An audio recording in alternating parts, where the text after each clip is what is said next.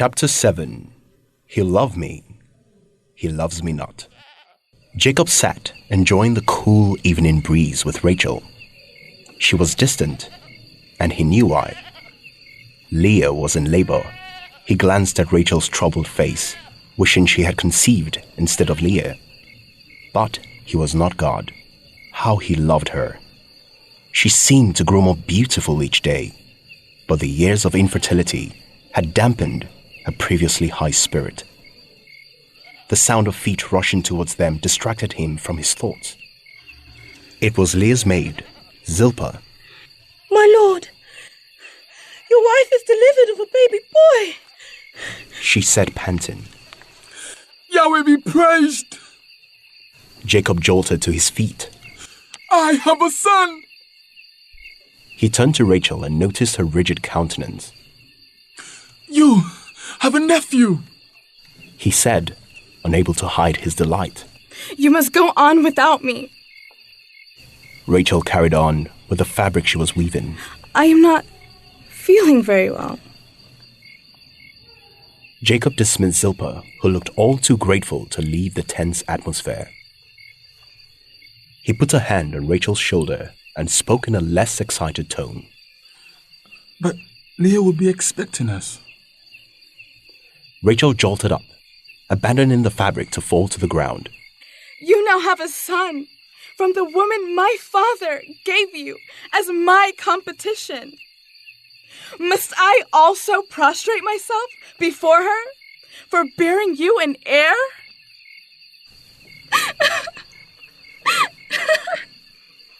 She let out a soft cry as she hurried into her tent. Jacob stood alone and confused. He was torn between his love for Rachel and his eagerness to see his newborn son. He swore in frustration, contemplating what he was to do. He could now hear Rachel's sobs getting louder, and it tore his heart. He could also hear the sound of rejoicing and the gentle cry of his newborn. He swore again at his dilemma. From all indications, his son was well. Rachel was not. Jacob headed inside for Rachel. The Lord sought to comfort Leah. He saw her suffering. She knew it. She just bore Jacob a son and named him Reuben. From the moment she became aware of her pregnancy, Leah felt a surge of hope. Now her husband would love her. The days looked even brighter as the months went by with no news of Rachel conceiving. Jacob would not ignore his first son, his only child. Reuben would be her access to his heart. But where was Jacob? Didn't he get the news? Zilpah, where is my husband? I delivered your message, my lady. Leah waited patiently. Perhaps he was leaving orders for a feast. The hours passed, and Jacob didn't show up until the following morning, a gloomy Rachel behind him. Word had traveled around the camp that Jacob spent the entire evening of his son's delivery in Rachel's tent. My apologies, Leah. Your sister has been ill, he said without looking at her. Jacob entered the tent and went straight to where his son lay in Zilpah's arms. Leaning down, he fiddled with the boy's hand and spoke to him. Wasn't he going to carry his son? Rachel remained at the entrance, staring at the scene like it was a nightmare. She did look ill. She was suffering from chronic jealousy. May it burn and consume her. Jacob endured each day he spent working for Laban. The man and his sons put a heavy burden on him and took measures to ensure he didn't escape with his family before the agreed years were up. After an exhausting day at the ranch, he headed straight for Leah's tent. His feelings towards his first wife hadn't changed, but only 18 months after Reuben's delivery, she had given him a second son. Leah insisted it was now too burdensome to visit Rachel's tent with her nursing baby and made sure Zilpah kept Reuben away. With her newborn cuddled in her arms, Leah was sitting outside her tent. He made a mental note to keep his visit as brief as possible. He was grateful to Yahweh for adding to his house, but now he had to endure watching his beloved Rachel drown in misery. Leah rose as he approached, a triumphant grin on her face. But before he could render his half-hearted response to her reception, Rachel showed up behind him, panting and looking desolate. Oh, Jacob! I cannot bear it anymore. She clung to his arm and wept.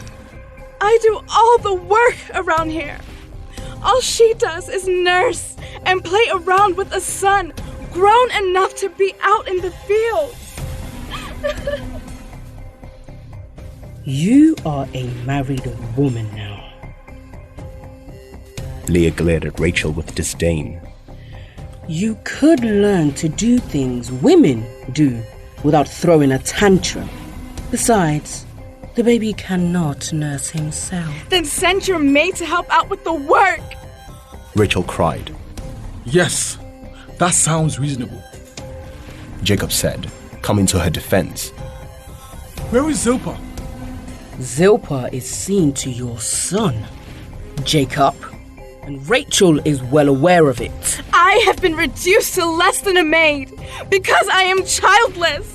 Rachel cried, blinking her teary eyes at him. Leah rolled her own eyes at the dramatic display, and Jacob grunted in frustration. He would put an end to this. Zilpah!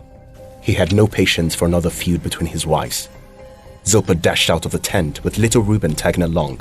Go with Rachel and help with the work. I will see to Reuben. The girl looked at her mistress, uncertain. Jacob scowled, daring Leah to counter his order. Yes, Zilpah, go. Leah waved a hand of dismissal. A notorious beam shone through her eyes. Jacob is back from the fields. I'm sure he would love to spend quality time with his sons. Rachel's cheeks flushed red, but at a loss for further argument, she stomped away, with Zilpah following behind her. His mood lightened when his firstborn fell on his bottom and giggled at him. The boy gathered some sand in his palms as he made his way up and rushed to throw it at his mother. No, Reuben! Leah chided as the baby wailed. Jacob hurried to take Reuben, but he shrieked in protest and clung to his mother defiantly. He brushed Leah's leg as he forcefully drew the child away. I apologize, He said quickly. You mustn't apologize for touching me, Jacob. I'm your wife. A shy smile lined her face. Jacob eyed her with disdain. Not by my will. His reply came cold and resentful. For how long, Jacob? How long must I endure your hatred? Will you ever forgive me? Proceeding to march Reuben round the tent, Jacob's chest pounded with fury. How dare she? The little witch was as cunning as her father. What kind of sister would be so heartless to do what she did? Now she demands forgiveness. Annoyed as he was, the pained look on Leah's face stabbed his conscience. His emotions churned as his own hunger for his brother's forgiveness roused. He had considered his elder brother to be undeserving of his birthright and connived with their mother to replace him. Now he had to endure life as a castaway from his family. What kind of brother was he? The woman deserved some credit. As deceptive as she was, she had embraced and worshipped Yahweh as he had.